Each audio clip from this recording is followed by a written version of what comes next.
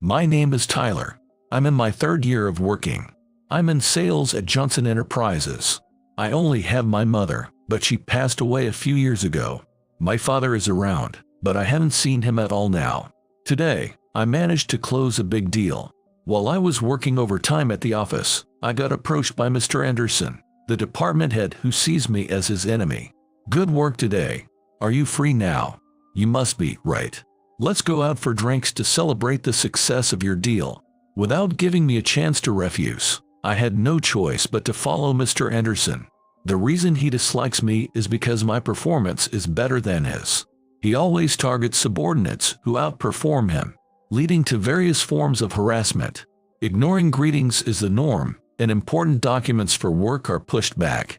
This causes some people to barely meet deadlines or not meet them at all.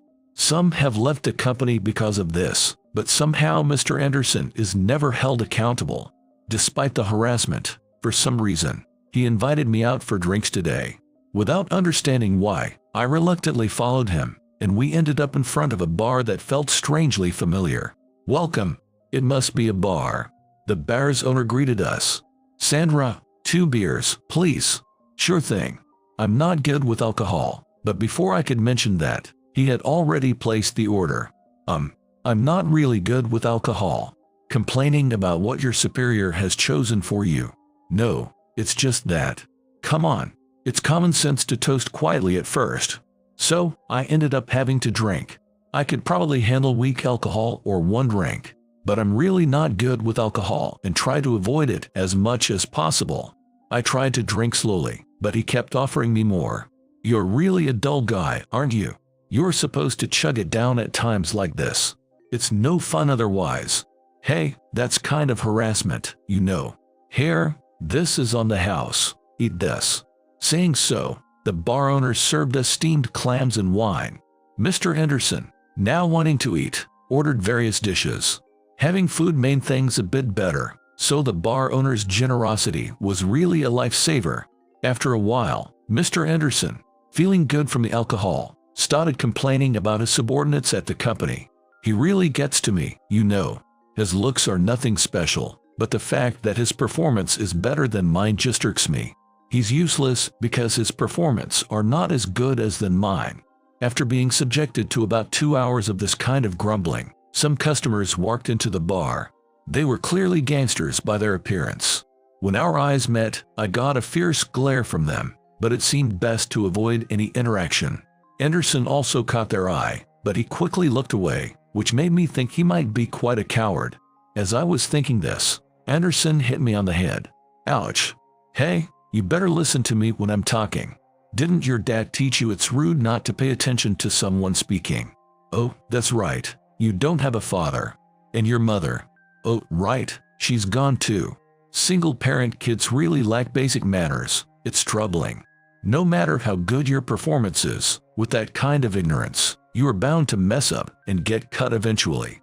I was furious, not just because he insulted me, but he dragged my mother into it too.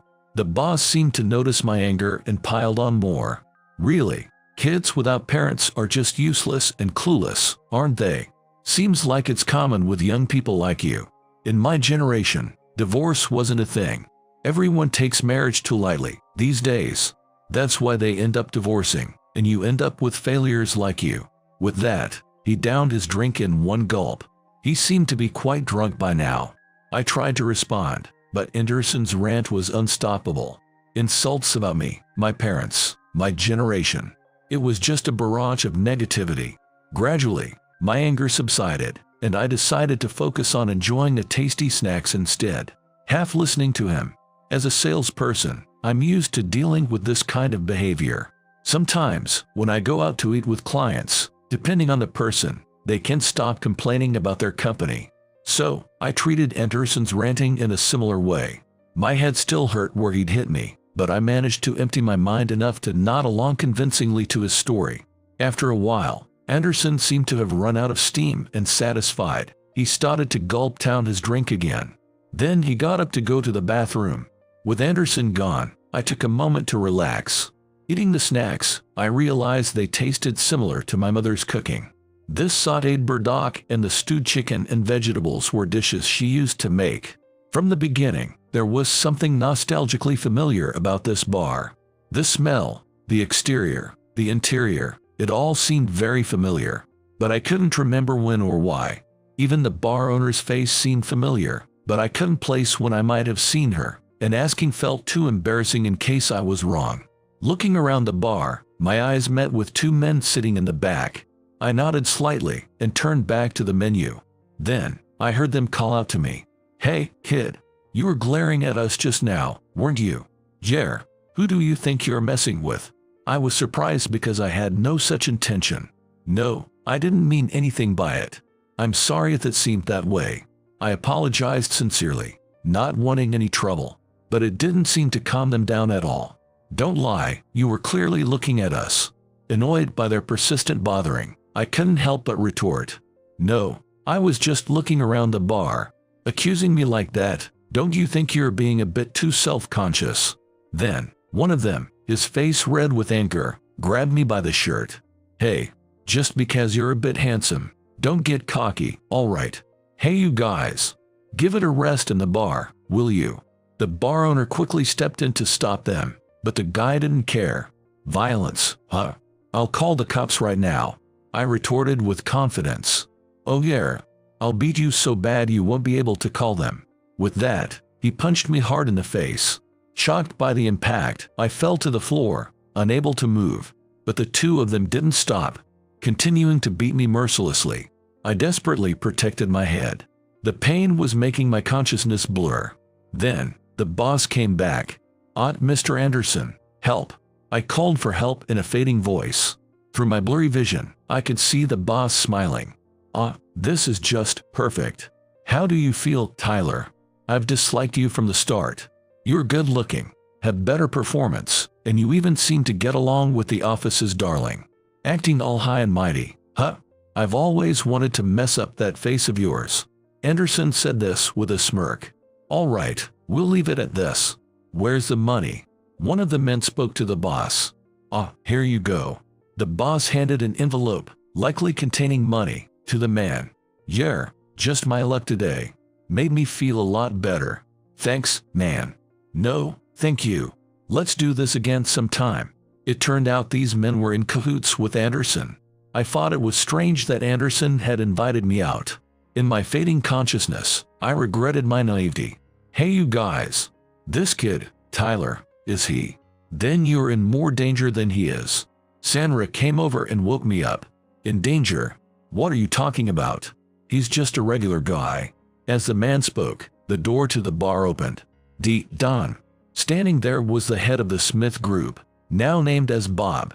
The two men in the bar, apparently gangsters from the Smith Group named Steve and Joe, were puzzled as to why their boss had shown up.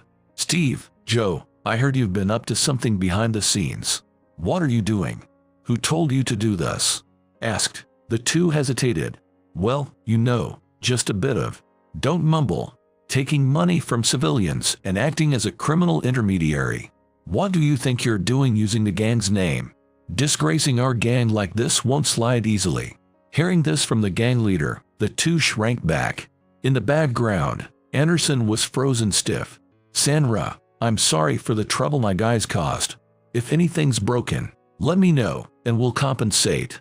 And you, I'm really sorry about this. We'll cover your medical expenses. Could you get in touch with me?" With that, Bob handed me his business card. "Bob, don't you realize?" Sandra appealed to Bob. Bob had a look of confusion on his face. "What are you talking about? That kid is Tyler." At the mention of my name, something shifted in Bob's eyes. "Wait, why is he in this situation then? This kid and Mr. Anderson just showed up at the bar, and while Mr. Anderson was in the restroom, your two guys started harassing him. I tried to stop them, but it got out of hand. Then Mr. Anderson mentioned his name, and I knew for sure. He's that kid's son. I was about to contact you when, conveniently, you showed up." Sandra explained. "I had heard these two were up to no good, so when I heard they were here, I decided to drop by. Never expected this kind of reunion." Bob was surprised, and his face looked like he was about to start yelling.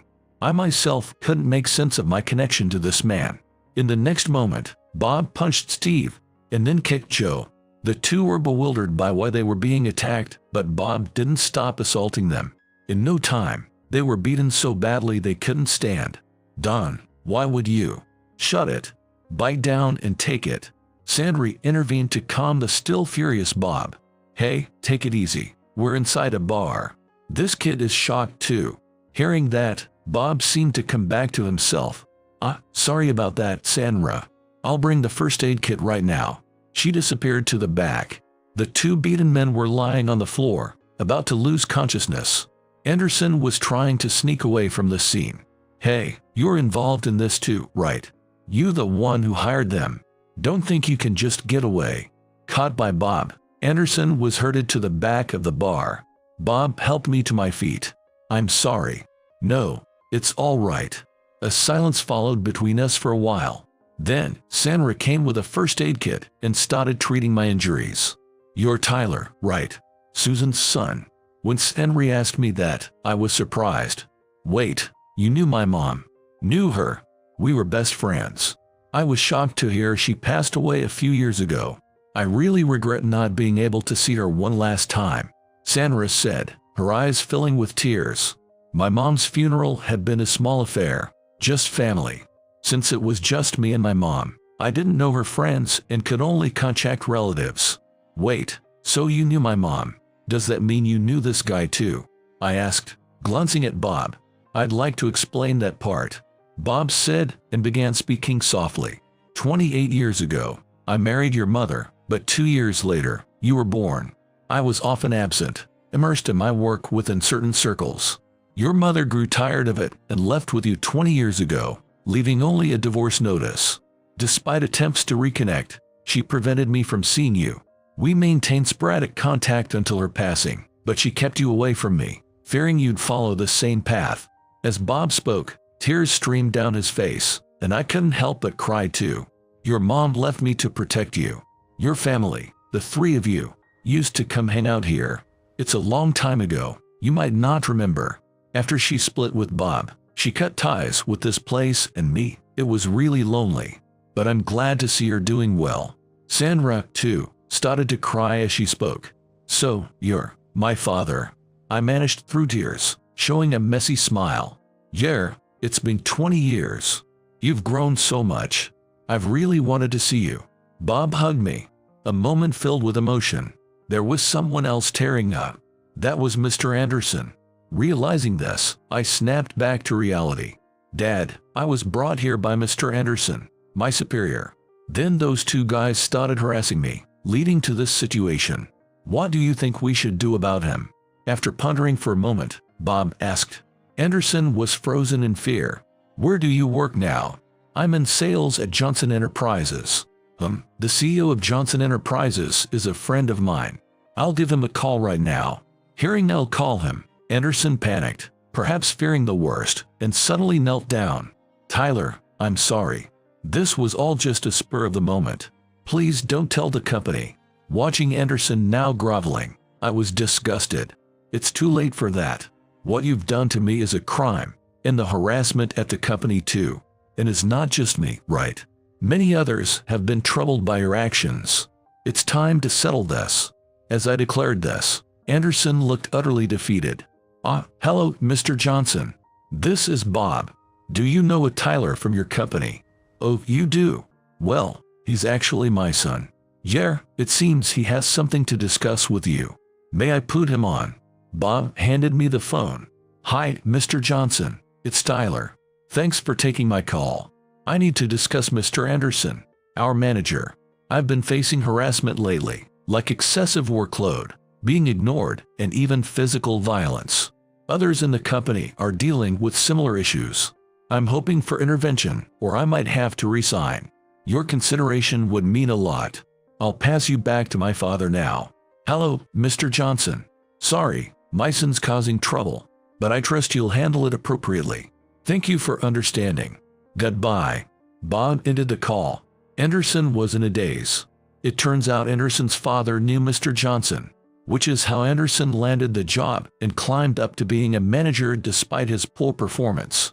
If I ended up resigning at this age, finding another job would be tough. Anderson, up until now, I've only focused on work and turned a blind eye to your behavior. If it didn't interfere with work, I thought it was fine. But this time, you've gone too far. You were laughing while I was getting beaten up. You might say you didn't expect things to turn out this way, but unfortunately, that excuse won't fly anymore. Your selfish actions are causing trouble for everyone. I won't let you do whatever you want anymore. As I said this, Anderson, perhaps in desperation, swung a punch at me. Caught off guard by the sudden movement, I couldn't move. That's when Bob, from behind me, grabbed Anderson's swinging arm and effortlessly threw him over his shoulder. Ow! Slammed onto the floor, Anderson groaned in pain. Sandra, do you have any rope or something? We need to tie this guy up, or he'll run away. Sure thing. With that, Sandra brought over some plastic rope, and Bob tied up Anderson. Listen, Tyler. You are truly my son, and I'm the head of this gang. I might not live in the mainstream world, but I have my connections. If you're ever in trouble, just let me know.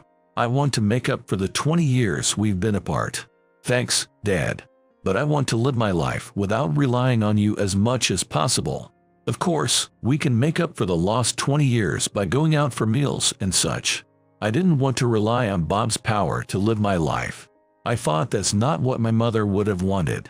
But I had decided to slowly make up for the time with my father. He's my only remaining parent, after all. Tyler, that's very mature of you. Your mom probably wished for that too. She used to say that a lot when she came to the shop, that she wanted you to be independent like Bob. She said that was the only thing about Bob she respected. She must be happy looking down on you from heaven, seeing how much you've grown. Yeah, I believe she's happy. My mom always told me she wanted me to live a great life, to be a man who can stand on his own 2 feet. That's how she raised me, to fulfill her wish. That's why I've been working so hard. Well done, truly. Susan raised you well, didn't she, Bob? Yeah, I caused Susan a lot of trouble. Left all the parenting to her. I think I made her go through hard times. But she always said she wanted you to be independent like me. But she also said she didn't want you living in the same world as me. You're turning out so well is thanks to Susan. The two were once again brought to tears talking about my mom. Enough crying. Go tell my mom directly. Visit her grave later, will you? Hearing this, Bob and Sandra smiled happily. I realized I wanted to be involved with these people for a long time. But what about these guys? I had almost forgotten about the gangsters Steve and Joe. They were already beaten up but seemed conscious, trying to sneak out of the shop. Hey, where do you think you're going?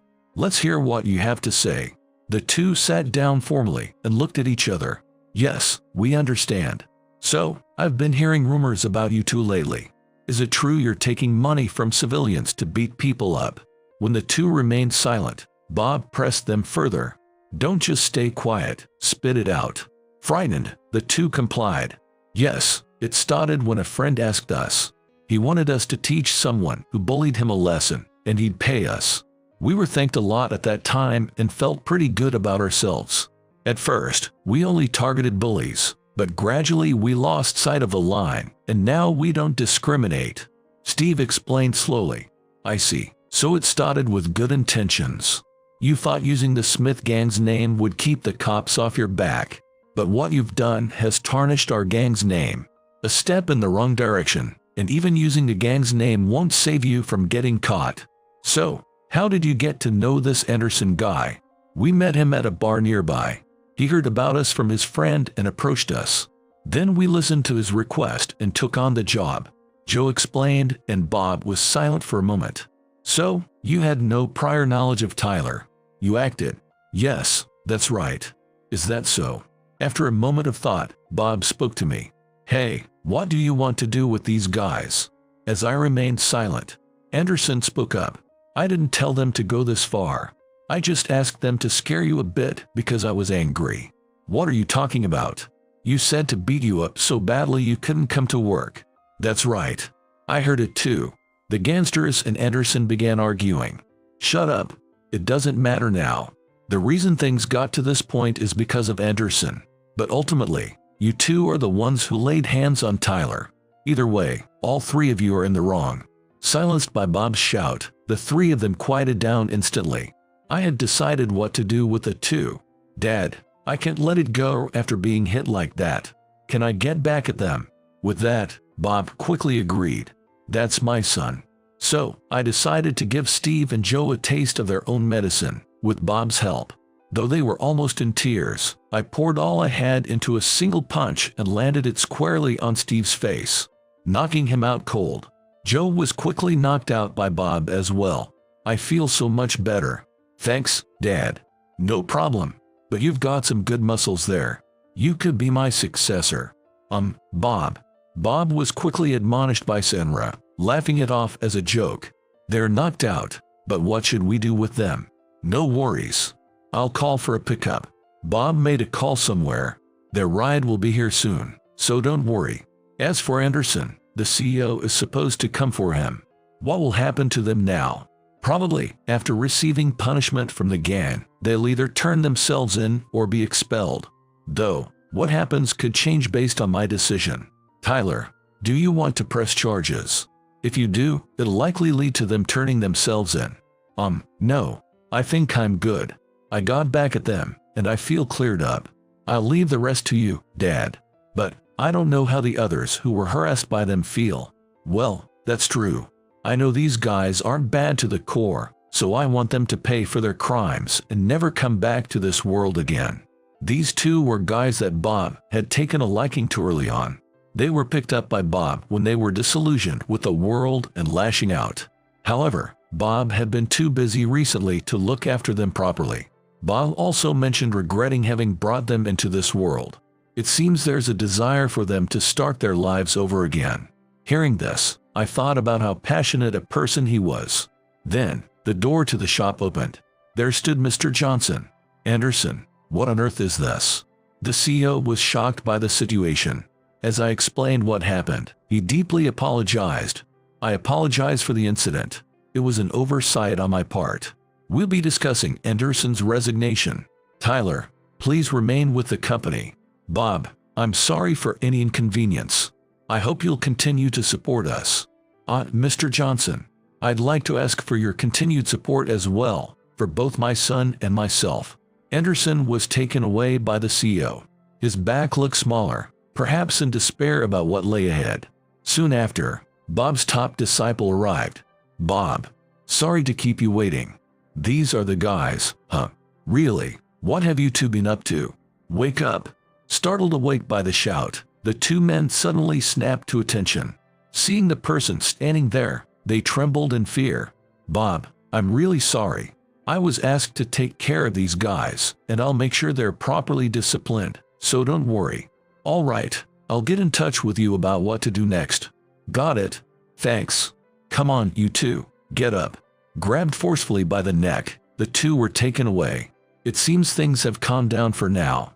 I was worried about what might have happened if Bob hadn't shown up. Your timing has always been impeccable. Sandra laughed heartily and slapped Bob's back hard. Ouch. Well, yeah. Hey Tyler, how about we grab some food after this? What are you talking about? We have to clean up the shop first. With all this mess, we won't be able to open tomorrow. I'll treat you to dinner, so please help clean up before you go. Realizing the shop was in disarray, Sandra chided us. Sorry, we'll take responsibility and clean up. Dad, let's get to it. So, Tyler and Bob set about tidying up the shop. That evening, we were treated to Sandra's special curry. Before we knew it, morning had arrived. I had taken the day off, so I planned to go to the hospital later to treat my injuries. I'll get in touch later. See you around. Bob left with a refreshing look, his figure somehow dazzling. Later, I was directly informed by Mr. Johnson that Anderson had resigned. After conducting interviews with the staff, it turned out that a significant number had been harassed by Anderson. Some were even on leave due to depression. Mr. Johnson apologized to me repeatedly. He had heard good things about my performance and praised me, asking me to continue doing my best for the company. I agreed, and even now, I continue to achieve excellent results at the company. On a day off, I found myself at a particular place with my dad and Sandra. Susan, I'm sorry I couldn't understand your feelings better. If only I had matured sooner, we might have reconciled after that fight. I truly regret it. In a few decades, when it's my time, let's be friends again over there. Saying so, Sandra prayed in front of my mother's grave, shedding tears for a long time. Then it was my dad's turn to pray. Susan, I was wrong back then. My regrets are endless. And thank you for raising our son, Tyler, into such a fine person. From now on, I'll watch over Tyler, so you have fun in that world. Leave the rest to me. He stood up after saying that. It looks like I'll end up taking care of Dad in his old age. What? I'm still in my prime. As we bantered, a strong wind blew. There was a familiar scent in the air. That was Susan, wasn't it? Definitely. She must be telling us to take care of each other and to stay healthy. Yeah, I think so too. That must have been Mom. Looking up at the sky, we decided to continue. All right, let's go grab some food. What do you want to eat?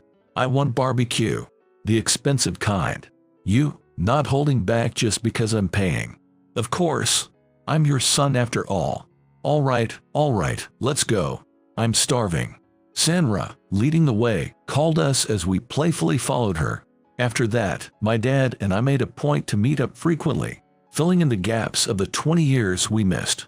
We shared updates about our lives and consulted each other, building a warm father-son relationship.